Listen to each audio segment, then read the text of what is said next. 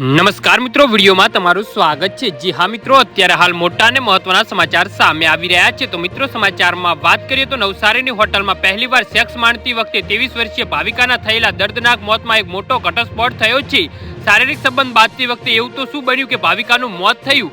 યુવા પ્રેમીઓ માટે આ કિસ્સો આંખ ઉઘડતો છે। નવસારી હોટલમાં પ્રેમી ભાર્ગવ સાથે સેક્સ માણવામાં વધારે પડતો લોહી વહી જતા ભાવિકાનું મોત થયું હતું। જી હા મિત્રો, અત્યારે હાલ મોટા અને દુઃખદ સમાચાર સામે આવી રહ્યા છે।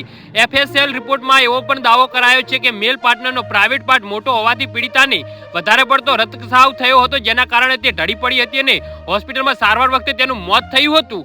જી હા મિત્રો, અત્યારે હાલ મોટા અને મહત્વના સમાચાર સામે આવી રહ્યા છે।